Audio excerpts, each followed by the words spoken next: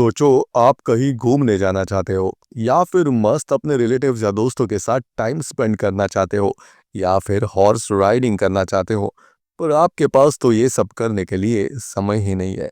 और होगा भी कैसे, क्योंकि अगर आप एक स्टूडेंट हो तो अर्निंग शुरू नहीं हुई होगी, और अगर जॉब कर रहे हो तो छुट्टियों का टेंशन, और अगर ऐसा कोई बिजनेस है जिसमें आप ही अवेलेबल नहीं रहोगे तो इनकम ही नहीं आने वाली।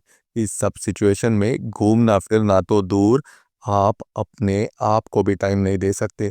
और उसी का सॉल्यूशन लेके आज हम आपके सामने हाजिर है।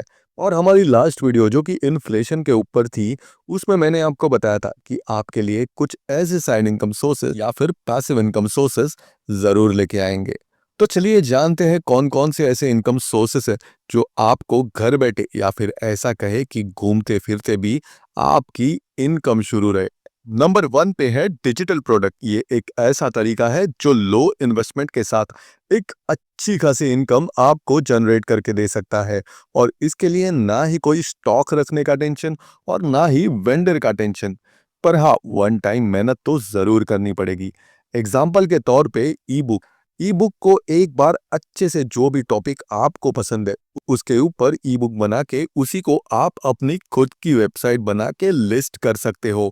और फिर उस वेबसाइट को ऑनलाइन मार्केटिंग के थ्रू प्रमोट करना होगा। और दूसरा तरीका है अमेजॉन, फ्लिपकार्ट जैसी ऑनलाइन मार्केट प्लेसेस, जिस पे आप अपनी बुक लिस्ट करके आसानी से बेच सकते हो। और ई बुक ही नहीं, और भी कई सारे दूसरे डिजिटल प्रोडक्ट्स है। नंबर 2 पे है ड्रॉप शिपिंग। आप ऑनलाइन प्रोडक्ट सेल करके महीने के 1.5 से 2 लाख आराम से कमा सकते हो। बस इसके लिए थोड़ा टाइम देना पड़ेगा। एटलीस्ट आपको 6 महीने तो मिनिमम देने ही पड़ेंगे। अगर आप इतना टाइम देते हो तो बिलीव मी, ड्रॉप शिपिंग में इतना स्कोप है। तो बाद में आप ये सोचोगे कि भाई आखिर सेल आ कहाँ से रहा है।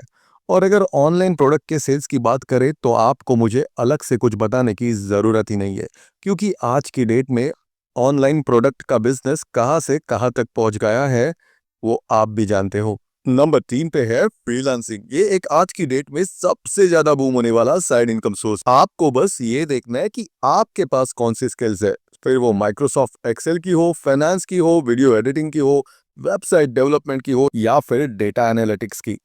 कई सारे ऑप्शंस है, आपको बस ये देखना है कि आप किस में एक्सपर्ट हो। शुरुआत आपकी कुछ छोटे छोटे क्लाइंट से होगी, उसके बाद अपने नेटवर्क को धीरे धीरे बढ़ाते रहो। अब सपोज स्टार्ट में ही आपको 20 क्लाइंट भी मिल गए और आप 3,500 चार्ज कर रहे हो, तो स्टार्टिंग में ही आपकी इनकम 70,000 तक पहुंच सकती है।